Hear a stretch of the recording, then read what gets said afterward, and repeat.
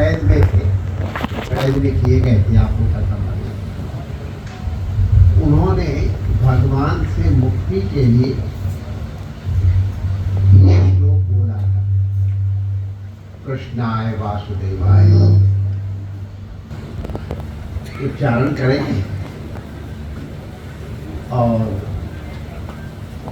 इसके बाद हम कीर्तन करने की कोशिश करेंगे। आप लोग अगर सहयोग करोगे तो हम थोड़ा देर तक करेंगे,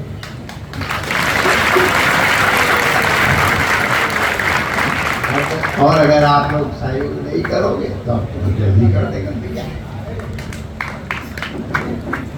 आज कितना बढ़िया कि देखो, ये जब थोड़ा धूप निकली हो और उस समय अगर वर्षा हो तो उसको दिव्य स्नान कहते हैं। कई तरह के स्नान है अपने यहाँ, हमारे कुछ बड़े से संत श्रेष्ठ महापुरुष विराजमान है, तो हमारे यहाँ एक स्नान होता है। अगर कई कठिनाई होती है तो वो हाथ पैर धो करके कुल्ला कर लेते, इसको पंच स्नान कहते हैं। कभी कभी कोई परिस्थिति होती, स्नान नहीं कर पाते तो हाथ में जल लेकर के मंत्र का उच्चारण करते हो, पवित्रा पवित्रो वा इत्यादि, उससे स्नान करते हैं, उसको मंत्र स्नान कहते हैं। और जब इस तरह का वातावरण हो, जब धूप भी हो और जल भी हो, तो उसमें अगर स्नान किया जाता है तो उसको दिव्य स्नान कहते हैं। तो आज आप लोगों को दिव्य स्नान करने का मौका मिल गया, और आपके सहारे हमको भी मिल गया। अगर हम आपके पास ना आए हो तो हमको कहाँ धरा था ये मौका। आप अंदर गए तो दिव्य स्नान करके अब आप लोग सब दिव्य तो हो ही गए हैं, और वैसे भी यहाँ दिव्य बनने के लिए ही आए हैं। जेल कोई दंड की जगह नहीं है, ये हमारे प्रायश्चित की जगह। हम इसकी चर्चा भी करेंगे, पहले कीर्तन कर लें। तो प्रायश्चित करने के अनंतर आप लोग दिव्य बन करके और फिर समाज में जाएंगे तो आपका स्वागत होगा। क्यों नहीं, हम भी करेंगे स्वागत।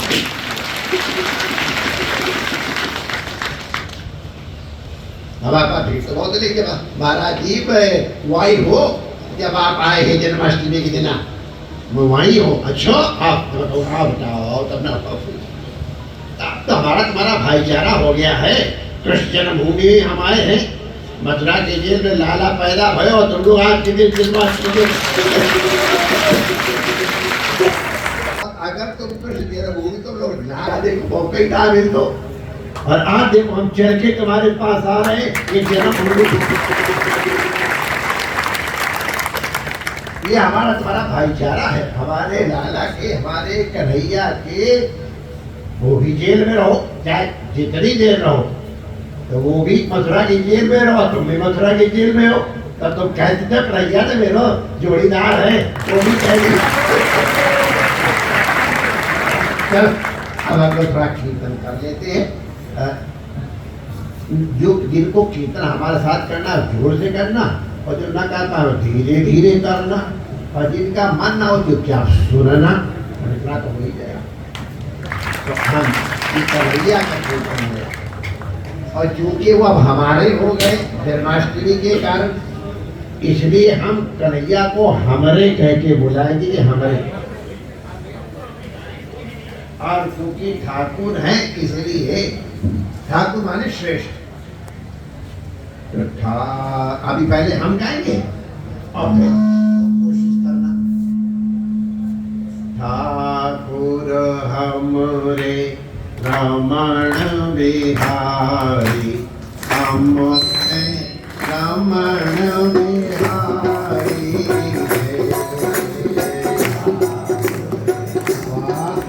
आप लोग गा रहे हैं, बहुत सुंदर।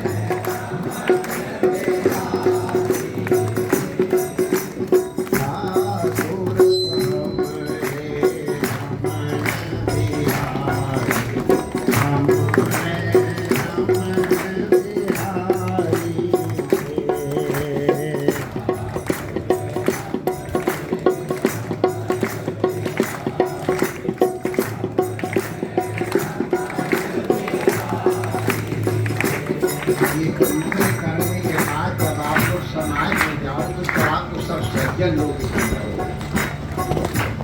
आपको सब साधु दिखाई पड़ेंगे और अब हम समाज की सेवा करने के लिए कहाँ दस के जाएंगे। तो उस दृष्टि से इसको समझो।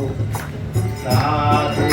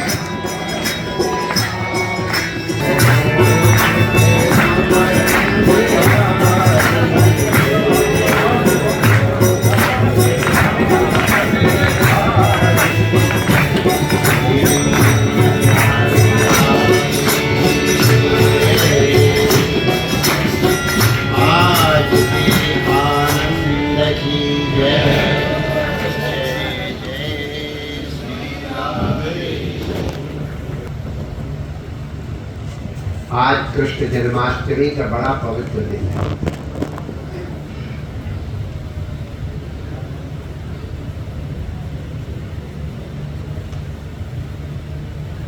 आज के दिन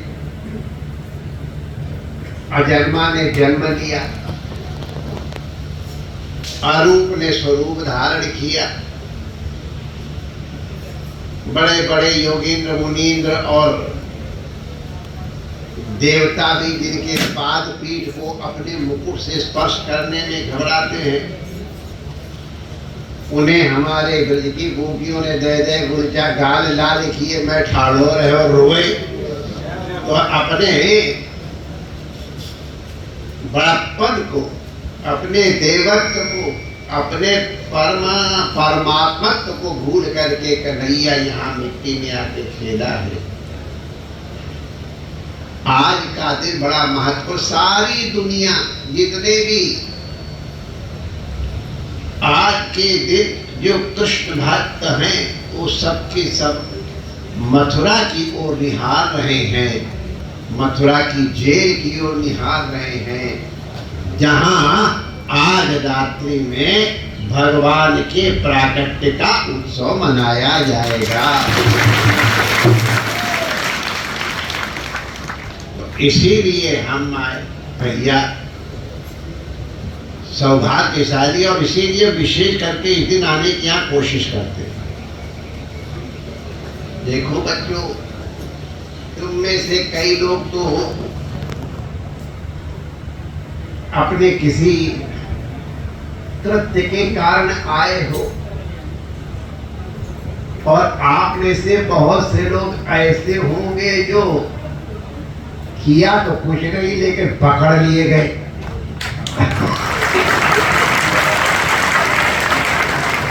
और आपके मन में बड़ा चल, अरे तूने मुझे फंसाया, मैं निकल के आऊं तो मैं तुम्हें बताऊंगा है, मैं तो भोग रहा हूं, अब तुम्हें बताऊंगा बजा चखाऊंगा।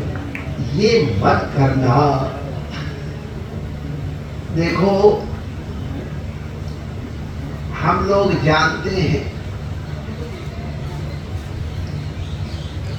सल्लल्लाहु अलैहि वसल्लम से मोहम्मद साहब ने भी फरमाया है, बाइबिल में भी लिखा है और अपने वेद पुराणों में लिखा। हमको ये सब ग्रंथ पढ़ने को मिला। हमारे अलीगढ़ मुस्लिम विश्वविद्यालय के प्रोफेसर कहते हैं आप बहुत से बढ़िया मुसलमान हैं। बिल्कुल हैं, क्योंकि हम बिल्कुल ठीक हिंदू हैं, इसलिए बिल्कुल ठीक मुसलमान हैं, बिल्कुल ठीक क्रिश्चियन हैं। हम उनके ग्रंथों के बारे में उनको बताते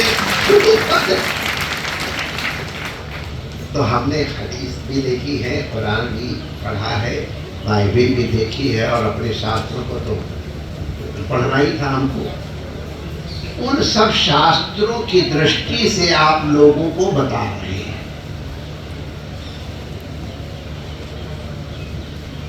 किसी को भी कर्म के सिद्धांत के अनुसार गलत दंड नहीं मिलता है, ये ध्यान रखना।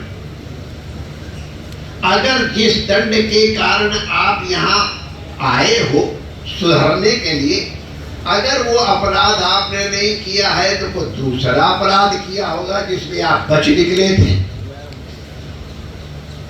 अब वो पुराना अपराध जो है वहां तो दंड न दिला पाया, लेकिन वो अपराध तो अपराध है, उसका दंड भोगना पड़ रहा है।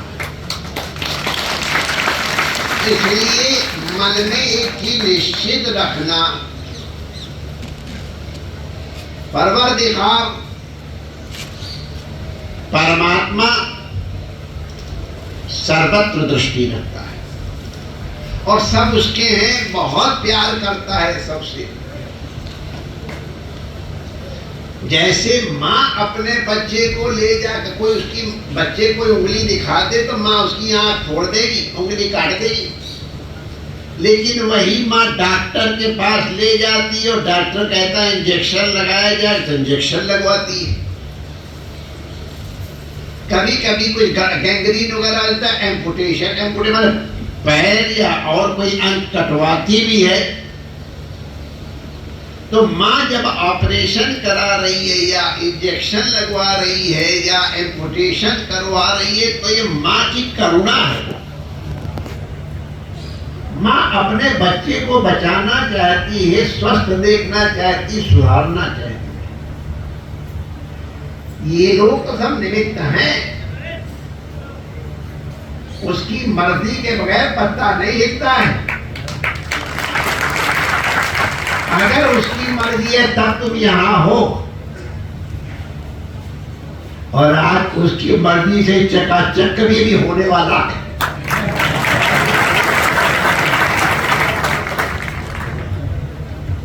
मैं आप लोगों को महाभारत की घटना बताता हूं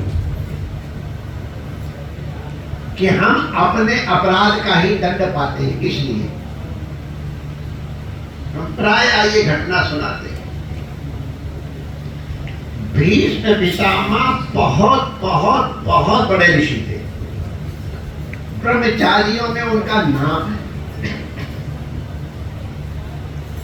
तो भीष्म पितामह को आप लोग जो जानते वो जानते होंगे,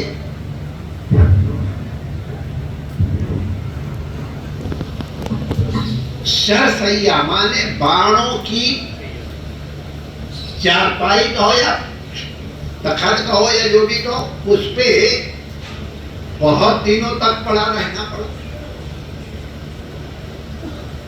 उनके हमारे अगर कोई एक कांटा लग जाता है तो जाके कांटों लगे सोई जाने हमारे ब्रजवासी लोग हमें, और एक कांटा नहीं एक बाण लग जाए तो पता चलता है क्या होता है। और उनके पूरे शरीर में बाण ही बाण लगे थे, इसीलिए जब गिरे तो उन्हीं बाणों पे अटक गए, नीचे नहीं।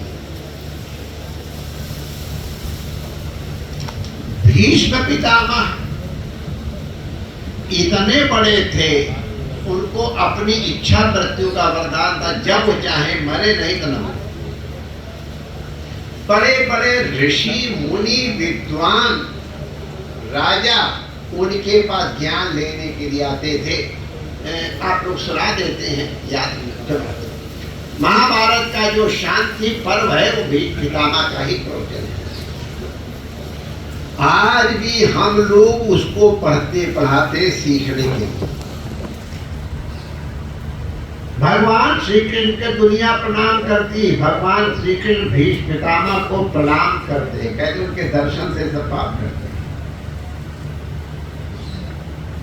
भगवान श्री कृष्ण भीष्म पितामह को प्रणाम करते हैं। भीष्म पितामह भगवान के बहुत बड़े भक्त हुए। हमारे यहाँ संत मैं देख रहा हूँ, अगर कभी वो कृपा करे तो उसने कहना बाबा अब यहाँ तो हम लोग बिरादरी के लिए रह रहे, तो भीष्म स्तुति सुना। तो भीष्म ने जो स्तुति भगवान की है वो अद्भुत है, ये उनकी महिमा बताने के लिए कह रहे हैं। भीष्म पितामह को जब सरसैया का कष्ट भोगना पड़ा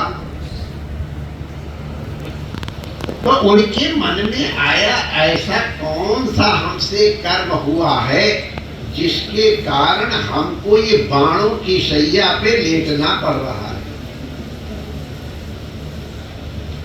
अब आप क्या समझते हो उनके लिए इस तरह कोई टी शर्ट लगा था? कहीं कुछ नहीं, ओपन। कोई एयर कंडीशनिंग अरेंजमेंट नहीं था, वाटर कूलर्स नहीं लगे थे। आसपास तो वाटर कूलर्स भी लगे थे, पंखे ऐसा कुछ हुआ नहीं। भगवान के इतने बड़े भक्त भीष्म पितामह वो जेल में हैं, मैंने सरसैया पे लेटे हैं, तो उनके मन में आया कि मैंने कौन सा ऐसा कर्म किया जिसके कारण मुझे आज ये कष्ट भोगना पड़ रहा है। मैंने बताया भगवान उनको प्रणाम कर रहे हैं और उनको भोगना पड़ रहा है। तो उन्होंने सोचा जब तक अपना कोई बुरा कर्म न हो तब तक पाप नहीं होता, कष्ट नहीं होता है, ताप नहीं होता। और सत्कर्म अगर है तो जरूर सुख मिलता है। हमारे कोई पुण्य है जो आज यहाँ पर हमको वाटर कूलर मिल रहे हैं, हमारे कोई पुण्य है जो आज यहाँ पंखा मिल रहा है, आज हमारा पुण्य कोई न कोई हमको चकाचक मिल रहा है, आज हमको कोई पुण्य संतों के दर्शन हो रहे हैं, ये हमारे पुण्य भी है। तो पुण्य बात तो मैंने ऐसा कौन सा कर्म किया है जिसके कारण मुझे सरसैया पे लेटना पड़ रहा है। तो उनको मालूम था कि हमारा कर्म है, तो पिछला जन्म देखा, उस कर्म देखा, इस जन्म में तो कोई पाप किए ही नहीं उन्होंने, तो साधु। पिछला जन्म देखा, इसके पहले देखा अपना 10, 20, 25, 50, 60, 70, 80, 90, 100 जन्मों तक भी पितामह ने देखा मैंने ऐसा कोई पाप नहीं किया है जिसके कारण मुझे सरसैया का कष्ट भोगना पड़े।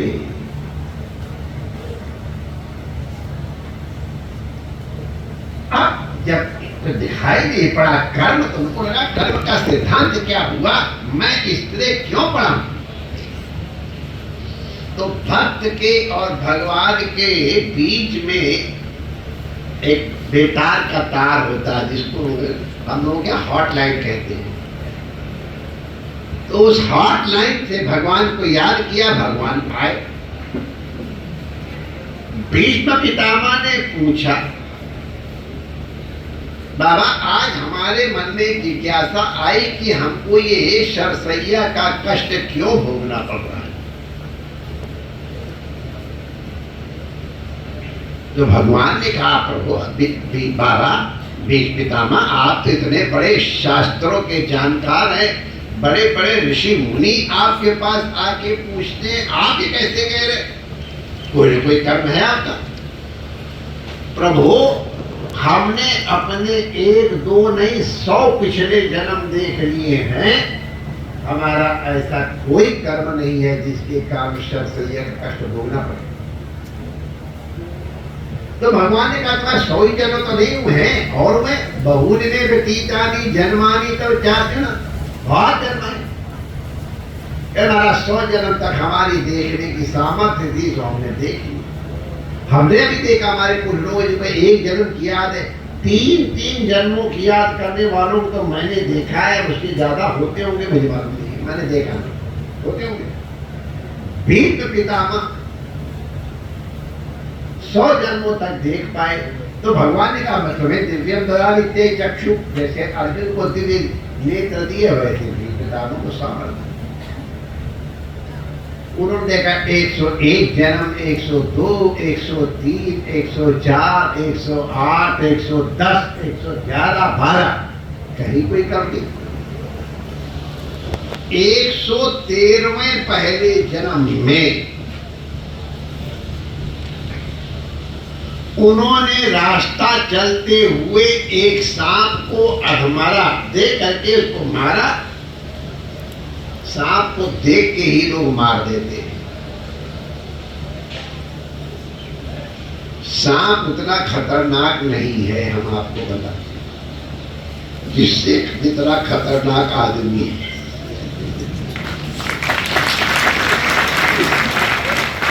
सांप जब तक सताओगे नहीं काटेगा नहीं, और बाकी तो अनुभव आपको है। 92-95% सांपों के जहर नहीं होता है, वो काटेंगे तो कुछ नहीं होगा।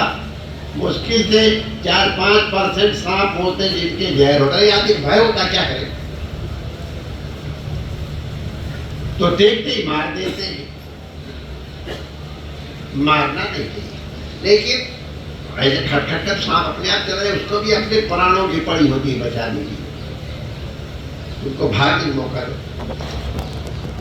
तो खैर सांप को मारो नहीं, लेकिन अगर मारते हो, मारो नहीं, मैं फिर कह रहा हूं, मेरा बात है, महाराज जी ने ऐसा कहा था इसलिए मैं कर रहा हूं।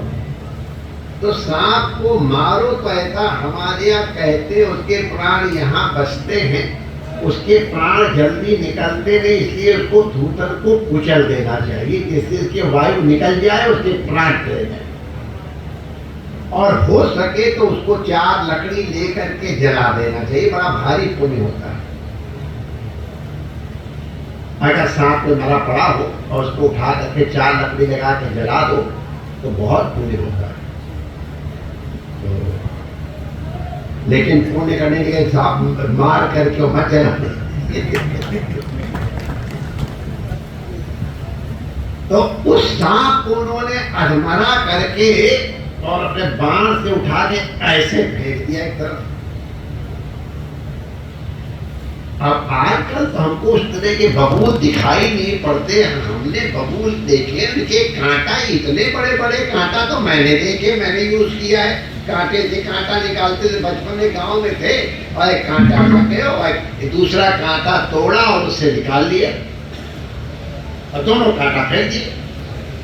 तो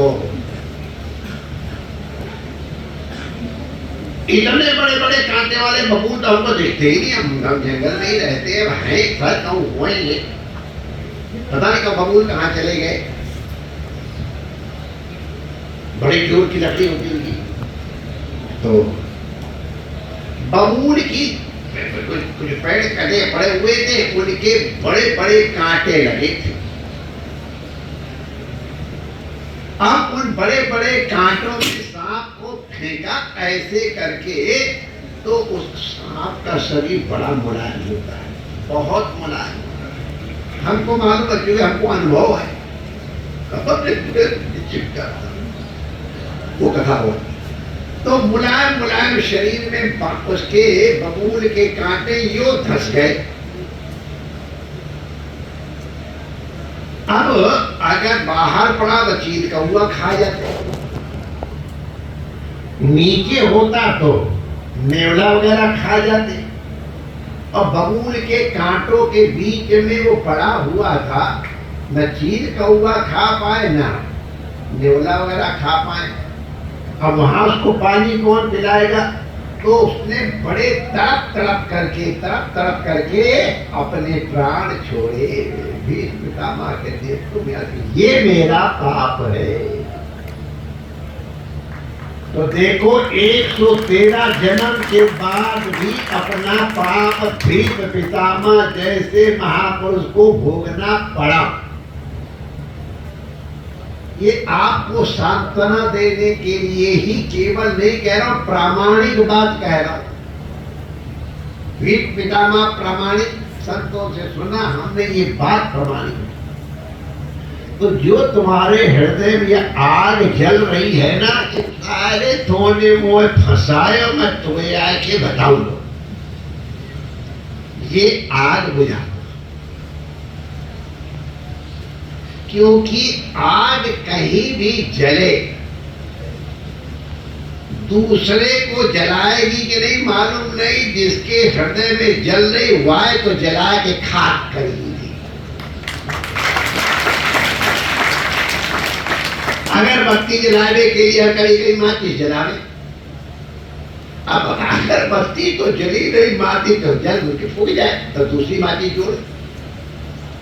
तो अगरबत्ती जलाने के लिए माचिस, जली हुई माचिस का प्रयोग करते हैं।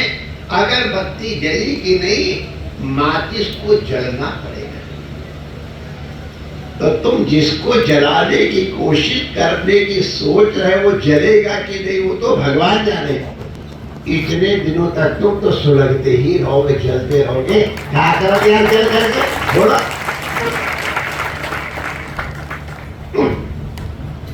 माँ, हमारे कुरान में लिखा है, कुरान शरीफ में, माफ करने से, किसी के अपराध को माफ कर देने से बहुत पुण्य होता है। हमारे शास्त्रों में लिखा है, बाइबिल में भी लिखा है, बस याद रखेगा। तुमको इधर कोई चाहना का देख नहीं, चल इसमें मार ले, चल चल खुश हो जा। एक भी तुम्हारे इसमें मार ले, ये बार नहीं हुआ। तो हम यहाँ से नहीं कहते, दूसरा दिखा दो बात तू यहाँ पर।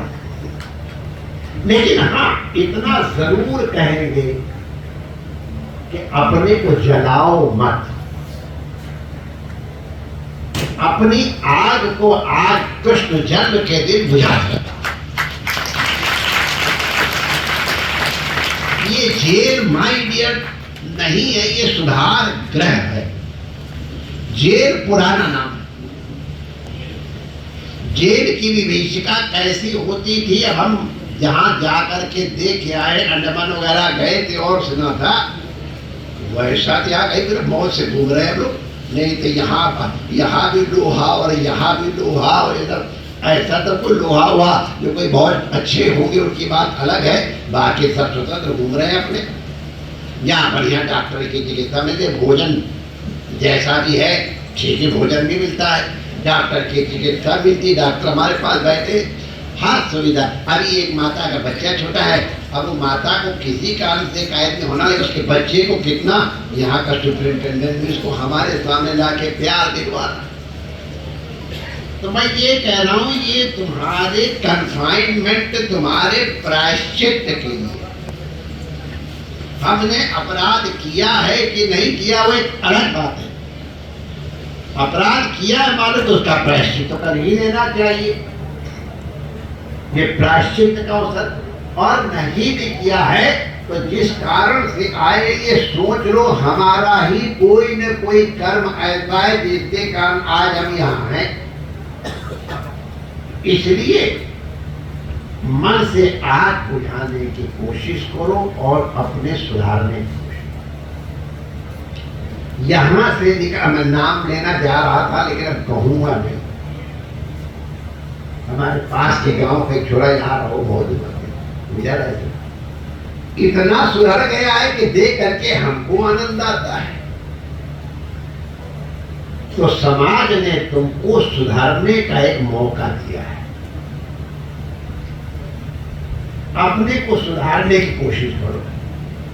हमारे यहाँ लिखा उद्धरेदात्मान महात्मानम नात्मानम अवसादय।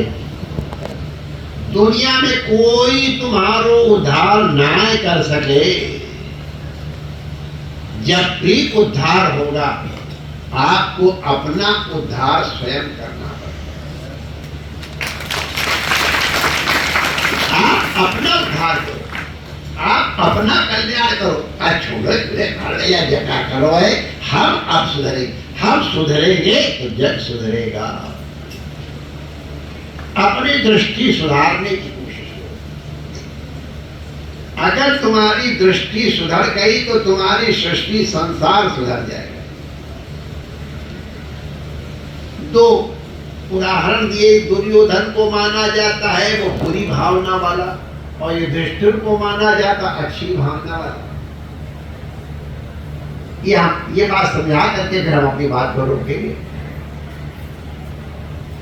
तो दुर्योधन से भगवान ने कहा जाओ यहाँ इस शहर में कोई 4 साधु लेके आ जाओ, कोई 4 सज्जन पुरुष हो, उनको ले आओ, जरा उनको आदर करें। हम इस शहर के बड़े सम्मानित, अब जैसे यहाँ सम्मान हमारे आज रविकांत गर्ग की तुम्हारे पास आए, तुम लोग जानते हो कितने बड़े समाज सेवी हैं, अब मंत्री रहे हैं और अगले बोलते एक छोटी बात है, इनकी सेवा बनी है। प्रति बहुत अवहेलना, सब समाज के साथ जूझ करके सेवा करते हैं। दृष्टि अलग, वो इसलिए बोले आपकी सेवा करेंगे तो हमारा कल्याण होगा, भगवान प्रसन्न होंगे, ये दृष्टि को रखनी। तो उसको कहा जाओ 4 जने साधु को ले आओ। तो दुर्योधन गया, कहते ये तो बहुत झूठ बोलता है और ये चोरी करता है और ये कहता है, कोई न कोई दोष उसको सब में दिखाई पड़े, कोई साधु दिखाई नहीं पड़ा। भगवान के पास लौट के आया, महाराज हमको तो कोई साधु दिखा नहीं है, अगर कोई साधु पास, मैं एक साधु हूं, मेरे में कोई दोष नहीं है, बाकी साहब यहाँ दूसरे वाले लोग हैं। अच्छा, इतने बड़े शहर में तुमको 4 साधु युधिष्ठिर, ऐसा कैसे हो सकता है, तुम ढूंढो। तो युधिष्ठिर गए, तो एक बहुत क्रोधी आदमी था, लेकिन क्रोधी तो बहुत था, लेकिन अगर किसी को इतनी तकलीफ हो जाए तो अपनी उंगली काट करके लगाने को तैयार। अब क्रोधी तो है, लेकिन दूसरे की सहायता करना वाला है। अपनी रोटी खा रहा, कोई आ गया तो देने वाला। तो इसी तरह किसी में क्रोध है तो उसमें और गुण है, किसी में लोभ है तो और है, कोई चोरी करता है लेकिन उसके और गुण है। उनको कोई दोष असाधु दिखाई नहीं पड़ा, उनको सबके सब साधु ही साधु है। भगवान के पास लौट के दृष्टिया कहते महाराज यहाँ तो कोई असाधु है ही नहीं, पूरे शहर में साधु ही साधु है। मुझे घटना आ गया जिससे मैं पढ़ता था काशी में, वो भी सुनाई दूंगा आपको। ये आप युधिष्ठिर दुर्योधन की बात समझ में ना आए तो मैं उनकी बात समझ में आ जाएगी। अगर कोई असाधु है, बाबा मेरे को देख लो, मेरे में कितने दुर्गुण हैं, बाकी का बिना साधु है। तो अगर युधिष्ठिर की दृष्टि पवित्र है तो उनको सब साधु ही दिखाई पड़ते हैं। दुर्योधन की दृष्टि हुए। हम पंडित गणेश झा जी थे, मिथिला के बहुत बड़े विद्वान और बड़े साधु, हमसे बहुत प्रेम करते थे।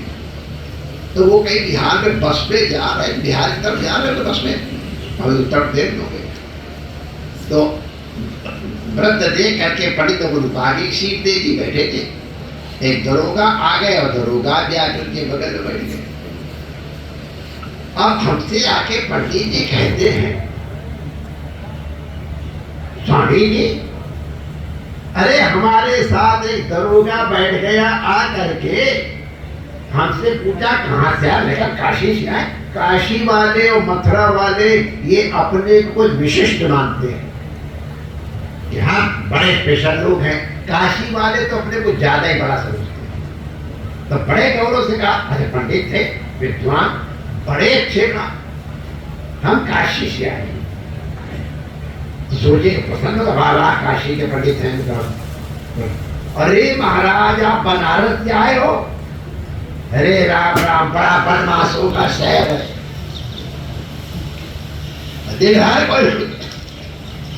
दरोगा ने पता वो बताया। तो पंडित जी ने क्या बात कर रहे हो? वहां तो विद्वान रहते हैं, वास्तव रहते हैं, गंगा स्नान करने वाले रहते हैं। रिक्शा वाला भी रोज गंगा स्नान करता है। काशी में रिक्शा वाला और सेठ दोनों गौछा बांध करके एक साथ 10 में स्नान करते हैं, कोई भेद नहीं होता एक दूसरे पे। तो पंडित जी बता रहे हैं, तो बड़े हम कहते हो दरोगा कहता है तक बाहर सब बदमाश सही है। तो हमको हंसी आ गई। हमने कहा पंडित जी आप भी सही कह रहे हो, दरोगा भी सही कह रहा है। अरे पंडित जी आप भी दरोगा की बात ठीक है। अरे कहा पंडित जी आप साधु है, त्रिकाल संध्या करने वाले, पढ़ने पढ़ाने वाले, गंगा स्नान करने वाले, विश्वनाथ दर्शन करने वाले, अगर कोई बदमाश भी आएगा तो आप पढ़ी पांच आगे कहेगा, आपका बदमाश आएगा ही कहेगा। और दरोगा के पास पंडित जी काहे को जाएंगे? दरोगा के पास तो वही आते हैं जो बहुत अच्छे लोग होते हैं। तो उसने बेचारे ने बनारस में ऐसे लोगों को देखा है कि वो ये कह रहा है और पंडित जी आप उनको मिले हैं तो उसके ये देख रहे। मैं ये बात इसलिए कह रहा हूं कि आप लोग अपनी दृष्टि बदलने की कोशिश करना। अगर तुम्हारी दृष्टि बदल जाएगी तो तुम्हारी सृष्टि बदल जाएगी।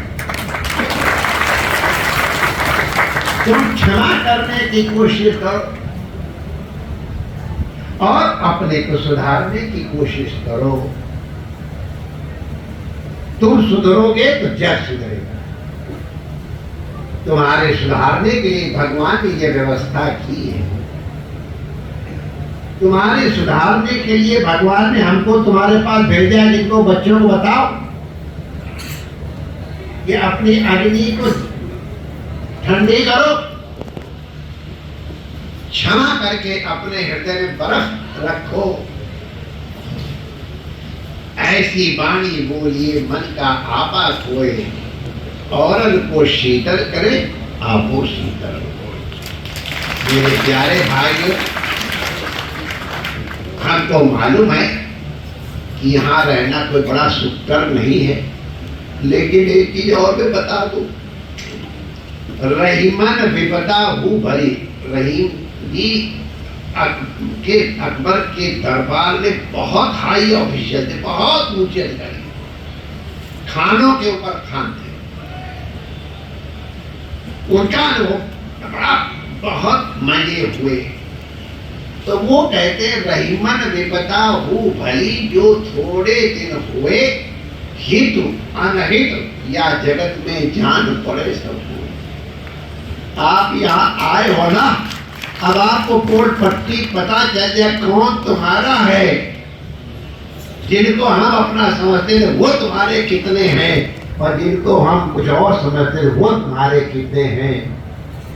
इसको खाली समझ लेना, अपना व्यवहार बिगाड़ना नहीं। आज कृष्ण जन्माष्टमी का दिन है। श्री कृष्ण ने सबको प्रेम दिया। जिन राक्षसों का उन्होंने संहार किया उसका भी उन्होंने कल्याण किया। आप भी इसी तरह से जब यहाँ से निकलो, जब भी तुम्हें आवे, हमने सुना कि कुछ अच्छे आचरण करते हैं उनको थोड़ा जल्दी भी छुट्टी मिल जाती है, दिन और रात भी कुछ गिने जाते हैं। तो यार 4 दिन मुसीबत के हैं, जहाँ इतने दिन पहले करके 4 दिन मुसीबत कट जाए, या फिर देखते मौज मारेंगे चल करके। चलो महाराज आ जाओ, है गई हमारी परीक्षा, सुधार है वो। तो हम आपको स्मरण कराने आए हैं, हम तुम्हारे हैं। अगर तुम्हारे न होते, आज कितने हजार आदमी रमण रीति बैठा है, भगवती कही थी तुम्हारे लिए जयगढ़, उन्होंने देखा कितने हजार, सबको छोड़ के आ गया ना। हम अपनी बिरादरी के पास जा रहे हैं। हमारा तुम्हारा बिरादराना संबंध हो गया। तुम भी कृष्ण जन्मभूमि वाले के और हम भी कृष्ण जन्मभूमि वाले। संबंध के बाद तुमको अपना समझ करके हम यहाँ हाजिर हुए और अपना समझ करने गए। हमने अपने दिल की बात आपसे कही। हमारे संत लोग कोई बात कहने के बाद ये कहते हैं अर्जी हमारी है और मर्जी तुम्हारी। हमारे कल्याण के लिए जो हमको समझ में आया वो हमने बिना किसी कपट के आपके सामने प्रस्तुत। अगर इनको बांध करके अपना जीवन बदल सके तो हमको बड़ी प्रसन्नता होगी। आज आप लोग इतने प्यार से हमसे मिले, ऐसी गर्मी में और उसमें भी इतने प्यार से आप लोग खड़े हो सुन रहे हो, तो हमको लगता है कि कुछ न कुछ फर्क तो जरूर है।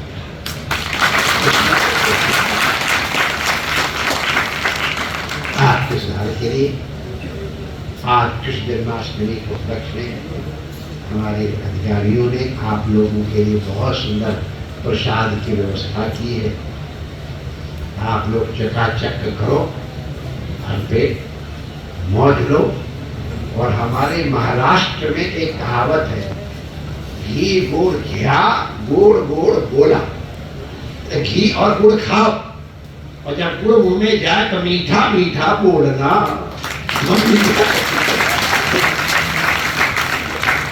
परमात्मा आप सबका मंगल करे।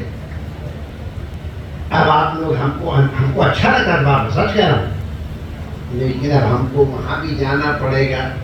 जो लोग वहाँ आए हुए हैं तो उनके लिए भी हमको अपने को से प्रस्तुत करना पड़ेगा। तो आप लोग हमको बड़े प्रेम से जय जय श्री राम करके विदा दो। हम यहाँ के अधिकारियों को बहुत साधुवाद देते हैं, जिनका सबका बहुत अजवाब लाओ। देखो भैया क्या माल टाल, अरे यार मजा आ गया।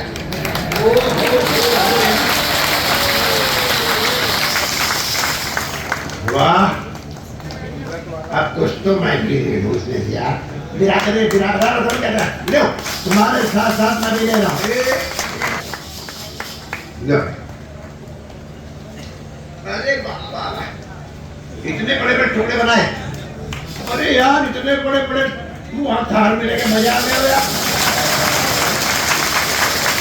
वाह, अब आज एक बात मैं भी टुकड़ा मुँह में डाल। अब तुम लोग खा लिया, थोड़ा थोड़ा हमारे तरफ से खाने लगा। चलो महाराज जी के लिए।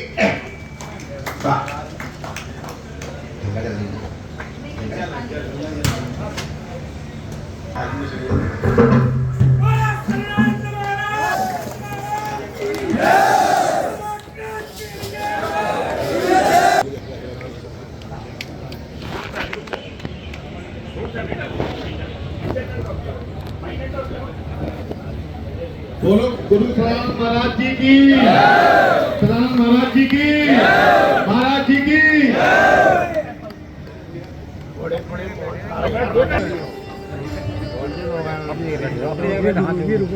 दूर से करेंगे, दूर से करेंगे। अपने का रोके रहो बस, हाथ जोड़।